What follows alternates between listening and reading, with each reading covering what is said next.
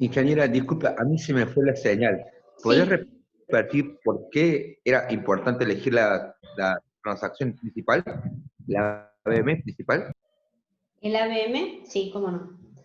Cuando nosotros elegimos un ABM, que decimos un ABM representativo del sistema, siempre tratamos de elegir uno que sea complejo, porque en ese ABM yo voy a reflejar todas las decisiones que tienen que ver con el manejo de interfaz.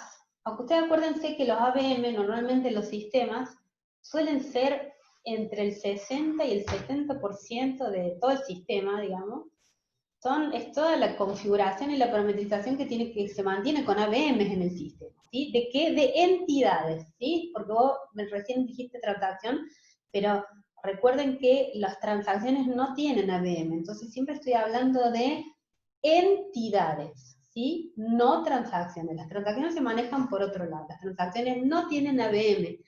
Las transacciones no puede hacer baja de una transacción, así como así, porque las transacciones son las que mueven el negocio, entonces normalmente tiene consecuencias, no puedo dar de baja una transacción. Normalmente tengo que reversar una transacción o compensar una transacción. Las transacciones no tienen ABM, ¿sí? Entonces cuando yo hablo de ABM estamos hablando de entidades. Por ejemplo, una película, ¿sí? Entonces dijimos, bueno, ¿qué decisiones tomo yo y por qué necesito, de dónde un ABM es significativo para la arquitectura? Y porque refleja un montón de decisiones que tomo yo respecto a ese 60-70% del sistema. Como es, por ejemplo, la interfaz que voy a usar yo para las altas, bajas y modificaciones de todas las cosas del sistema, ¿sí? Si voy a usar una grilla, si voy a usar qué herramientas de visualización uso para mapear cosas, digamos, para sacarlas de las grillas y crearlas en la grilla, cómo están distribuidas, toda la parte de cómo se visualiza, digamos, toda la VM. Después, desde el punto de vista del acceso a la base de datos, cómo inserto en la base de datos, cómo elimino, cómo busco, ¿sí? Son todas decisiones que yo tomo uno de estos ABM y las reflejo ahí. Y me sirve después para replicarlas entre el resto del equipo y que sepan, miran, ahí está definida en ese ABM y el resto del equipo sabe cómo moverse con el resto de los ABM. ¿Se entendió hasta ahí lo del ABM, chicos? Nosotros, Sí, profe.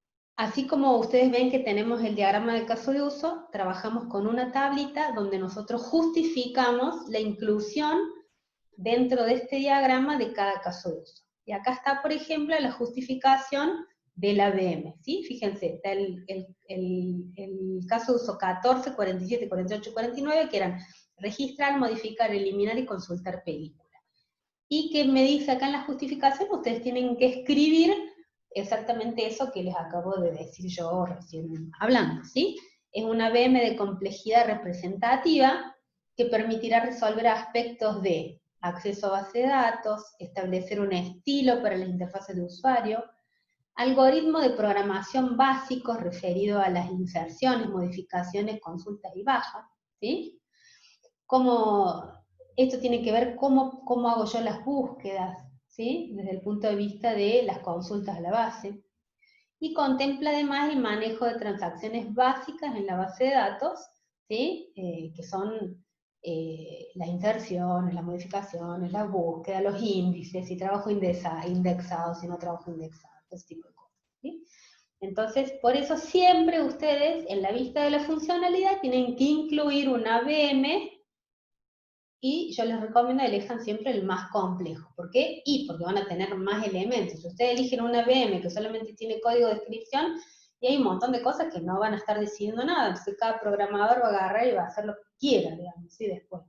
Si ustedes no tienen grillas, no van a saber cómo se manejan las grillas, cómo se saca, cómo se pone de la grilla, cómo se busca, cuál es el algoritmo de búsqueda, ¿sí? Cómo trabaja la eliminación, la muestra primero, no la muestra, la confirma, la reconfirma. Bueno, todas esas decisiones son las que nosotros expresamos y por eso siempre tienen que tener algún ABM representativo que sea en el que se vuelcan todas las decisiones arquitectónicas. ¿Estamos bien hasta acá? Veamos qué más. Después de la VM, van a ver que muchas veces tenemos, siempre, es decir, no muchas veces, sino que siempre tenemos que elegir alguna transacción importante del sistema que sea representativa del sistema y también, así como elegí una VM, voy a elegir una transacción. En este caso, la transacción es el caso de uso número 11, generar programación de funciones. ¿Ven? Veamos en el diagrama, es esta que está acá. ¿Sí?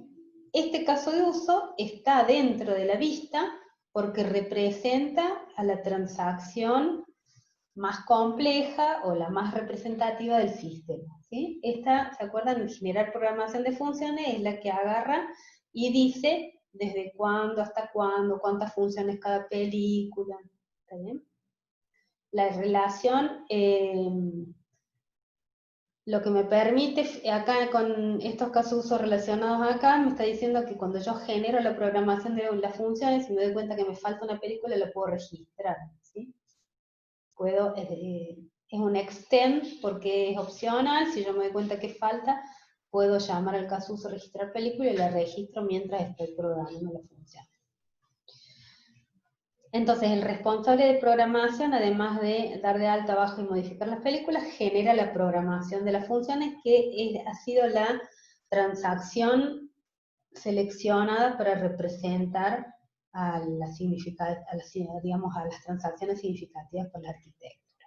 ¿Cómo justifico yo eso? Digo, bueno, es una transacción de complejidad representativa. Nosotros siempre recomendamos elijan la más compleja, que resuelve ¿qué? La forma en que se registran las transacciones. Acá dijimos las entidades, acá el manejo de entidades, como por ejemplo la película. Y acá el manejo de transacciones, ¿sí? Transacciones con la base de datos. La forma de interfaz que manejo para transacciones. Las transacciones son distintas, porque las transacciones, ustedes acuérdense que las entidades yo las tengo que tener antes de que arranque el sistema para hacer toda la configuración, mientras que las transacciones lo que se va moviendo cotidianamente dentro del sistema. ¿Sí? Entonces, las transacciones, los algoritmos de programación para el manejo de transacciones, para los rollbacks, para todas esas cosas que ocurren en el negocio, para registro de log, para saber quién es el que está operando, para saber si se valida, si hay alguna validación de seguridad, ¿sí? Entonces, todas esas cosas son necesarias, por eso siempre tengo que tener también, además de la VM, alguna transacción compleja donde yo muestro cómo voy a resolver todas esas decisiones que estoy nombrando aquí. ¿Sí? ¿Se entendió, chicos? Entonces, por eso está incluido este caso de uso dentro de la lista de los casos de uso significativos para el arquitecto. Además, fíjense que en la justificación, además de decir que este caso de uso se incluye porque es una transacción, dice más cosas, dice. Además, está vinculada al requerimiento no funcional número 3, al 12, al 17, e implementa el patrón, ¿se acuerdan que habíamos visto el patrón Publish and Subscribe? ¿Sí? Que cada vez que se generaba la actualización de la película, se refrescaba en la cartelera y en las páginas, ¿cierto? Entonces, vamos a ver de qué se trataban los requerimientos no funcional. El 3 era la comunicación de la administración con cada cine del complejo. Este requerimiento no funcional se está implementado en el caso de uso 11. ¿Por qué? Y porque es el que me permite la conexión entre los cines con la red WAN, es la que permite que este caso de uso se pueda completar. ¿Está bien? Que cada programación llegue a cada complejo de cine. Entonces, lo que yo típicamente haría acá es poner un... cada vez que yo hago eso, ustedes dejan de visualizar el... Bueno, Entonces me lo voy a anotar aparte y lo voy a hacer al final. Claro, no puedo actualizar la presentación cuando la estoy tratando de ejecutar. Bueno, en lo que hacemos en clase es vamos tildando, digamos, ¿sí? Entonces alguien que se anote, que me ayude y se vaya anotando. No estoy compartiendo nada ahora, ¿cierto? No. Ahí vamos de nuevo. Entonces,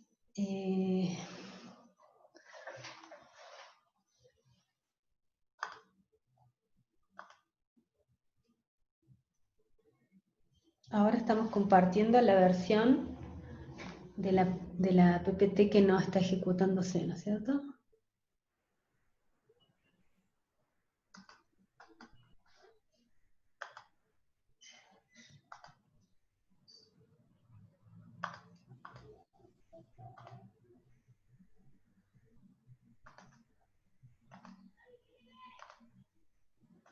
Bueno, lo que quería hacer era esto. ¿Están viendo la PPT ejecutándose o la están viendo en modo edición? Ejecutándose. Presentación, profe. En presentación, bueno, entonces estamos bien. Bueno, entonces, ¿quedó claro por qué incluyo el caso de uso 11? ¿Sí? Dijimos, el número 3, vamos a ver el 12 y el 17. El 12, ¿qué me dice? Cartelera de programación, ¿se acuerdan? La conexión, el caso de uso en el cual yo tengo que implementar alguna interfaz que permita que la programación se visualice a través de la cartelera es este, ¿sí? El caso de uso 11 implementa además el requerimiento no funcional número 12. Y el requerimiento no funcional número 17 es el que me permite a través del patrón Publish and Subscribe que vimos la otra vez, me permite refrescar la información, ¿sí? A través de la mensajería broadcast. Lo que quiere decir es que la pieza de código, digamos, que implementa la funcionalidad de generar programación, además va a tener que implementar la interfaz con la cartelera de programación y este Publish and Subscribe también lo vamos a tener que implementar a través de ese caso de uso. Entonces, tengo que incluir, acá vamos a copiar y vamos a decir, bueno, lo otro que estamos incluyendo acá es esto y esto.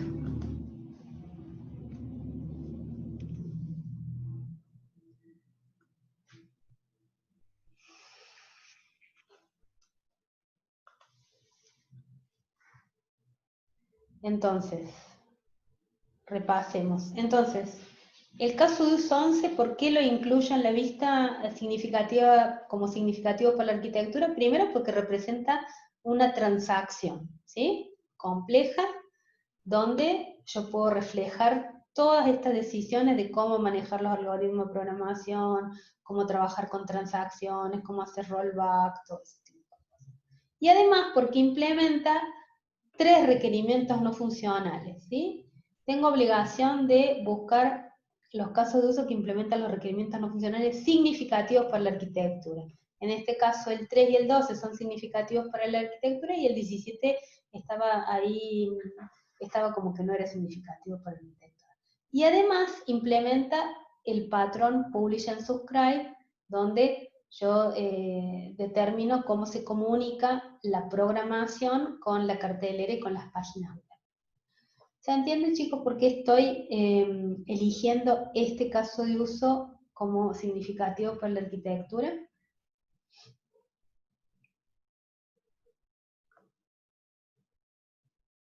Ahora tienen que decir sí o no. Y si no se entiende, explico de nuevo. Profe, sí entiendo. Lo que no me queda claro es por qué lo relaciona con el caso con el requerimiento no funcional 3. 3, ¿qué decía el requerimiento no funcional? Ah, en la red. Porque lo que explica es que la red one era lo que explica el enunciado, digamos. Este enunciado es medio viejo, digamos, hoy no se nos ocurriría poner eso, pero bueno, así está armado. Lo que dice que la forma que tenemos de hacer llegar la programación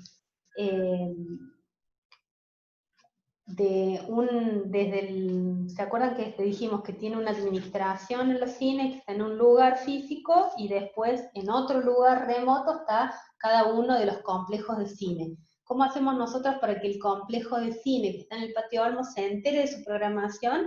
Y tengo una red WAN que permite esa comunicación, entonces cuando yo genero la programación, el, el complejo del Patio Olmos se entera de la programación, ¿sí?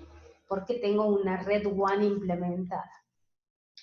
Hoy nosotros, si digamos, normalmente tenemos nos comunicamos por internet, entonces nos comunicamos a través de internet. En este caso no, en este caso se comunican a través de esa red WAN, y el caso de uso donde se muestra esa comunicación de red WAN entre los complejos, la forma de ver la implementación es que la programación le llega a cada uno de los complejos a través de esa funcionalidad. Cuando yo programo, ¿cómo hago para que le llegue la programación al Patio Olmos? Bueno, a través de implementar esa red WAN.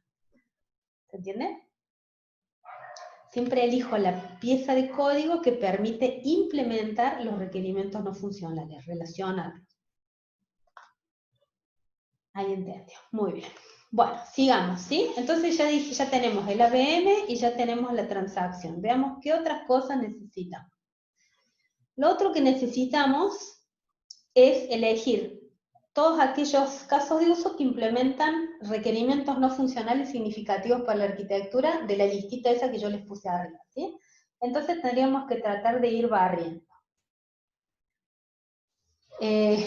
Por ejemplo, ¿cuál es el caso de uso que implementa el requerimiento no funcional conexión con la máquina expendedora? ¿Sí? Tenemos que tratar de encontrar el caso de uso que hace que la conexión, que se implemente este requerimiento no funcional, que además es significativo para la arquitectura. Entonces veamos cuál será el caso de uso que implementa eso. ¿Qué les parece? ¿Cuál será? El 1. El imprimir entradas.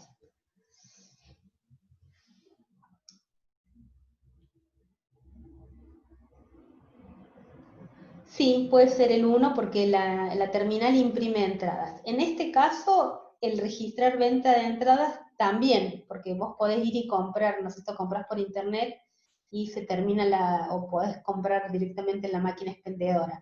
En este caso, fíjate, está puesto como el 2, pero tranquilamente el imprimir entradas lo podrías usar también, ¿sí? Entonces, ustedes tienen que ir identificando los casos de uso que implementan cada uno de los requerimientos no funcionales y poner, incluyo este caso de uso porque implementa este requerimiento no funcional. Acá en este caso el imprimir entrada está puesto por el requerimiento no funcional 5, que vamos a ver de qué se trataba. El tiempo de respuesta, ¿se acuerdan? El tiempo de impresión, los 5 segundos que se tenía que demorar.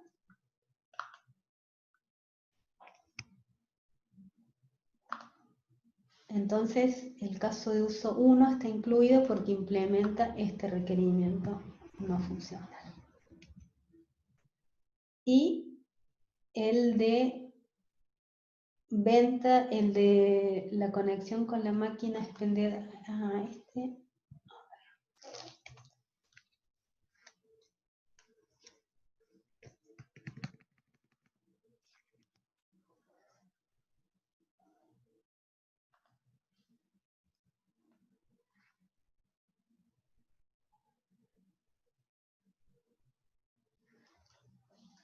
Perdón, esto me equivoqué yo. El registrar venta automática de entradas lo tiene diferenciado a la venta de entradas como venta automática de entrada es la que se hace estrictamente en la, en la máquina expendedora, y este sería el que implementa el requerimiento no funcional 1, ¿sí? Aunque también la tiene que imprimir a la entrada, con lo cual lo que dijo el compañero también es aplicable, digamos. O sea, ustedes pueden relacionar el requerimiento no funcional 1 a este, aunque también lo pueden relacionar a este porque la máquina expendedora también imprime las entradas, ¿sí? O sea que es correcto cualquiera de los dos que ustedes pongan, diciendo, bueno, incluyo este caso de uso porque implementa el requerimiento no funcional 1, es correcto. Fíjense que además el imprimir venta de entradas implementa el requerimiento no funcional número 5, que tiene que ver con la performance para la impresión, los 5 segundos de imprecisión. Y acá incluye el requerimiento no funcional 11, que no es significativo para la arquitectura, con lo cual no es obligación que ustedes lo identifiquen, ¿sí? Después tenemos el registrar venta de entradas, que es el de los puntos de venta, ¿sí? Que controla que pueda yo tener concurrentemente, vendiendo en las boleterías, creo que eran 3 puntos de venta concurrentes, ¿sí? Entonces, este requerimiento no funcional está implementado en el registrar venta de entradas. Y el requerimiento no funcional número 9 de comunicación con las tarjetas de crédito, y el número 16 con los puestos de trabajo. O sea que el registrar venta de entradas claramente es un caso de uso muy significativo para la arquitectura porque implementa un montón de requerimientos no funcionales significativos para la arquitectura, ¿sí? En el caso de la concurrencia, cuando yo tengo que implementar el código para registrar la venta, tengo que tener en cuenta de que haya manejo de concurrencias en la base de datos, tengo que ver que haya algún componente que me permita, cuando estoy registrando la venta, que me deje vender con tarjeta de crédito, no solamente con efectivo, sino que también tenga algún componente que permita comunicarme y aprobar la venta a través de la tarjeta de crédito. Y por último, el tema de los puestos de trabajo, que trabaje eficientemente con esa cantidad de puestos de trabajo, trabajar, digamos, aspectos de la venta que hagan que yo pueda colgar 10 personas trabajando juntas, digamos, sin que se degrade la forma en la que trabaja el sistema.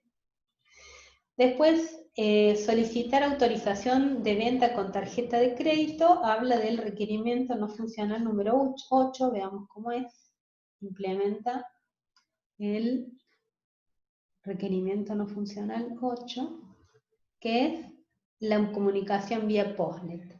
Ustedes, siempre que son no significativos para la arquitectura, pueden no ponerlo, digamos. Lo obligatorio es cubrir los requerimientos no funcionales que son significativos para la arquitectura. Ese sería el caso de uso, solicitar autorización de venta con tarjeta de crédito. Veamos qué otros casos de uso son significativos para registrar reserva. ¿Por qué les parece que ponemos este caso de uso? ¿Desde qué punto? ¿Qué implementa este caso de uso que es importante ponerlo como en la vista funcional de la arquitectura? ¿Se acuerdan las reservas que eran?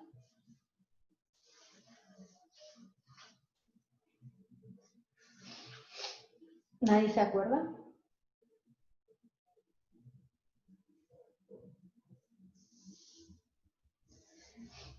Para mí hay que ponerlo porque si no puedo llegar a vender entradas que ya estaban reservadas.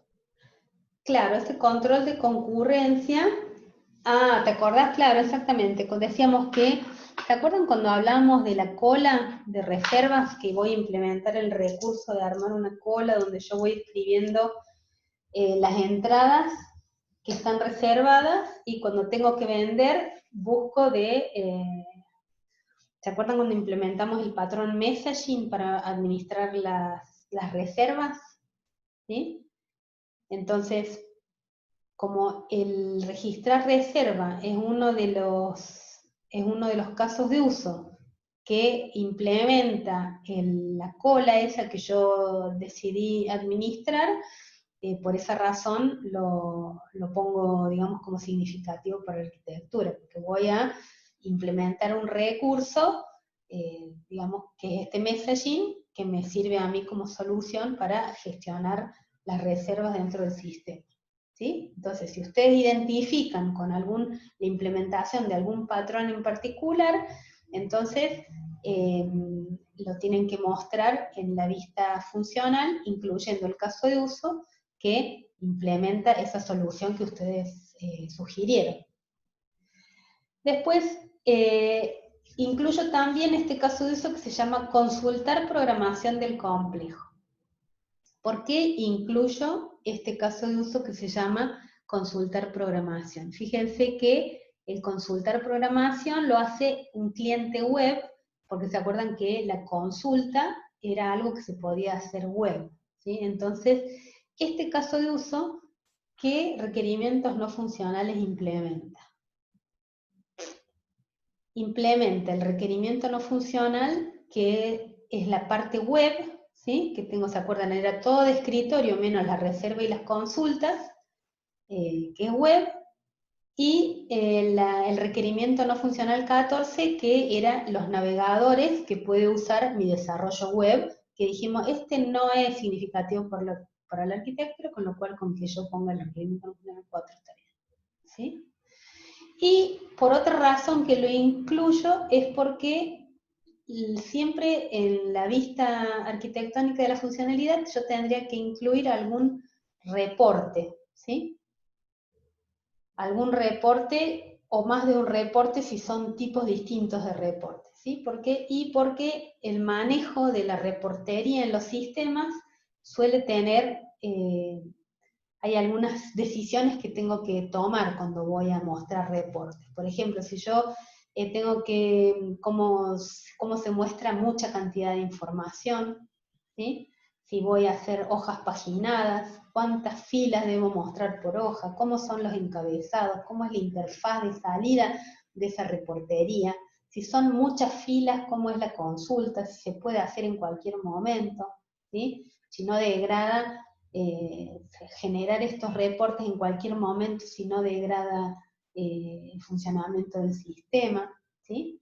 Si tengo que hacer algún tipo de consulta o de reporte, por ejemplo, que es estadístico, y porque puede requerir mucho procesamiento, entonces siempre que tengo que hacer, trabajar con salidas, con reportes, tengo que incluir alguno y volcar en ese caso de uso todas las decisiones de interfaz, de búsqueda, de cómo se muestra la información, como parte de la vista arquitectónica de la funcionalidad. ¿Está bien? Bueno, otro caso de uso que ven, fíjense que vamos a incluir acá, es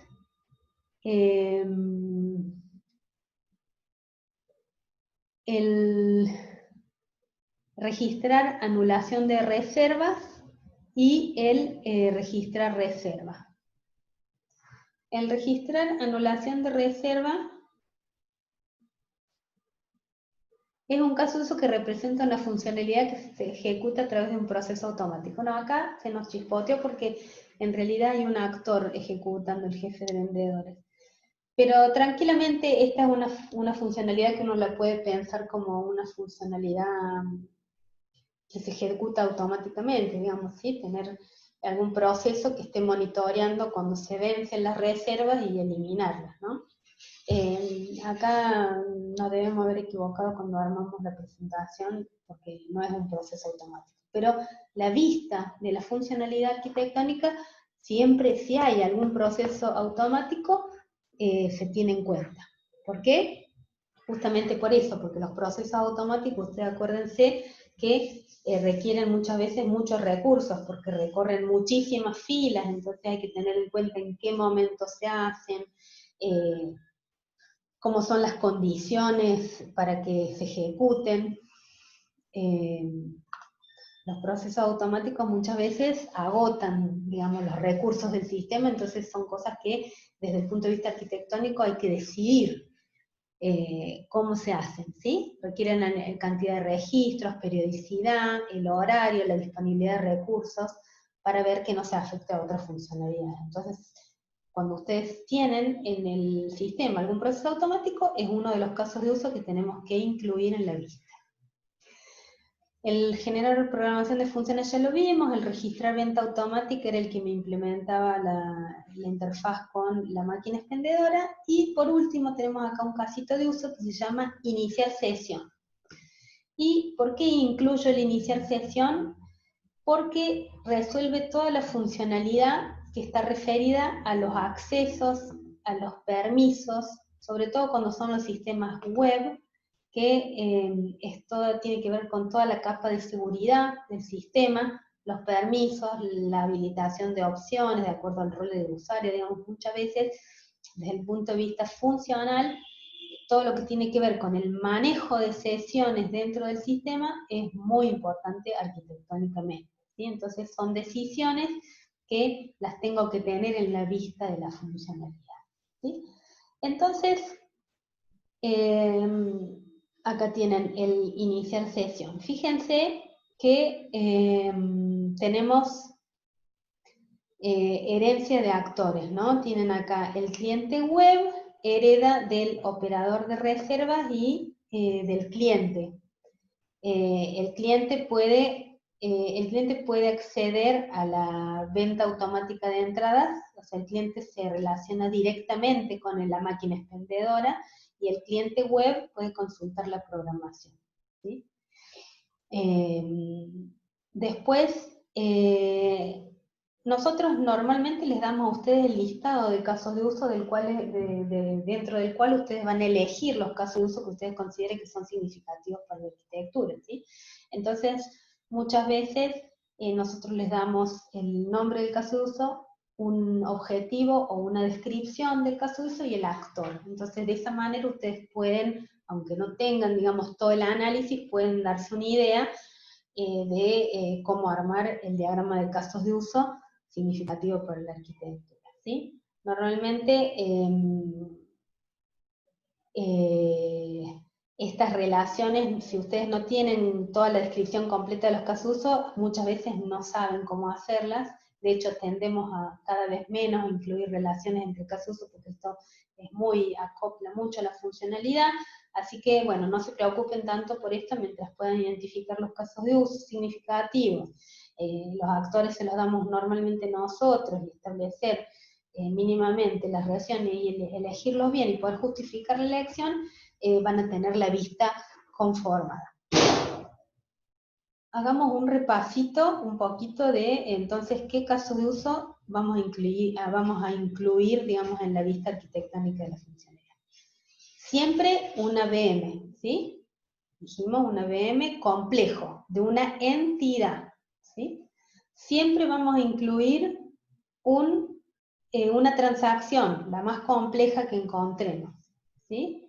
Si hay procesos automáticos, los vamos a incluir. Si hay reportes, vamos a incluir el o los reportes si son diferentes, ¿sí? Distinto es si yo tengo que mostrar un reporte estadístico donde muestro información resumida, así tengo que mostrar listados largos, paginados, son distintos los reportes, por lo cual las dos vistas, los dos reportes los voy a incluir, ¿sí? Además, voy a incluir todos aquellos casos de uso que tienen una funcionalidad que implementa algún requerimiento no funcional significativo para la arquitectura.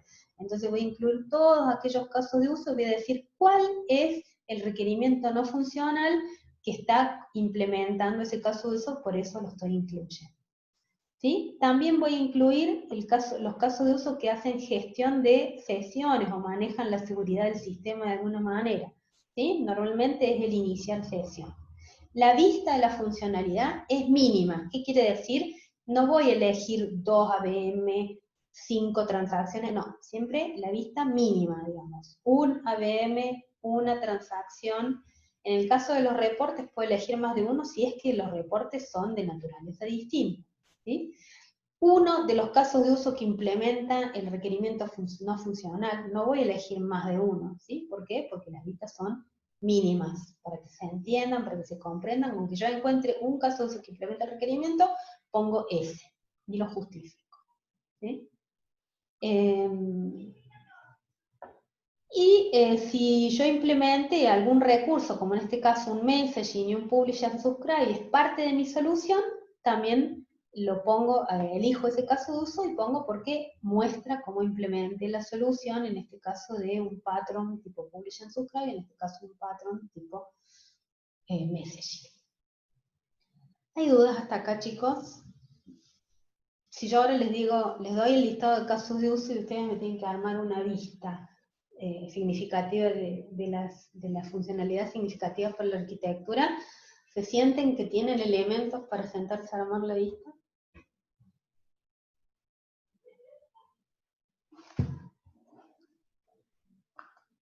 Porque exactamente eso es lo que van a hacer el jueves en la clase práctica, ¿sí? Las chicas van a trabajar con el listado de casos de uso de, cálculo que de los PPA, así que se van a tener que sentar ahí y armar con todos estos elementos que vimos acá la vista de la funcionalidad.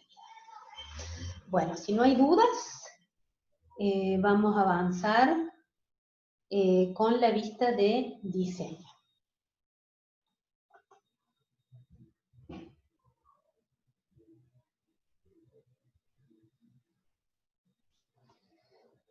Bueno, vamos a correr esto para abajo. Lo primero que vamos a decir respecto de la vista de diseño es que es un diagrama nuevo, ¿sí? Porque el diagrama de caso de uso ya lo venimos viendo, lo vienen viendo de así que dudas no había. Es un diagrama de componentes, que es un diagrama nuevo. Fíjense, ¿qué tiene un diagrama de componentes? Subsistemas, que son estos componentes más grandes. Un subsistema también es un componente, ¿sí? Este cuchuflito acá, este estereotipito, digamos, acá en el borde del componente es lo que lo indica como componente, ¿sí? Los subsistemas normalmente nosotros lo estereotipamos con este estereotipo que dice subsistema acá, ¿ven? Y tiene un nombre como una clase, digamos, porque es un clasificador, un componente, entonces en singular y con mayúscula. Y después tienen otros componentes que no son subsistemas, que es como por ejemplo este componente acá, que dice sala, cine, que también tiene el estereotipito acá, para que sepamos que este cuadrito es un componente, y también en singular y con mayúscula, ¿sí? Ahora, cada uno de estos componentes mapean con una clase que tengo en el diagrama de clase del enunciado del trabajo no, ¿sí? El componente es más general que una clase. Muchas veces se llama igual que la clase, pero representa un conjunto de clases, ¿sí? Y no necesariamente la clase. Otras veces representa la clase, ¿sí? Recuerden el nivel de granularidad con el que nosotros describimos. Ustedes recuerden que el diagrama de clase normalmente es mucho más detallado que este, ¿sí? El tema es que sea un nombre representativo de lo que está representando el componente dentro del subsistema, ¿sí? Fíjense que dentro de un subsistema, los componentes se relacionan con dependencias, ¿sí? Fíjense que acá el cine depende de la sala. ¿Qué quiere decir que un componente depende de otro? El componente independiente acá es la sala y el componente dependiente es el cine. Quiere decir que el cine va a cambiar en la medida que cambie la sala, ¿sí? Si esta cambia, el cine va a cambiar. Si el cine cambia, la sala no le pasa nada porque es independiente. ¿Se entiende? Esa es la forma en la que ustedes deben leer las dependencias. Las dependencias muchas veces son un poco subjetivas, depende de cómo uno esté interpretando en ese momento la relación, ¿sí? Entonces, a veces no es tan obvio ni es tan... A veces uno lo piensa distinto, como que depende de dónde esté parado, puede mirar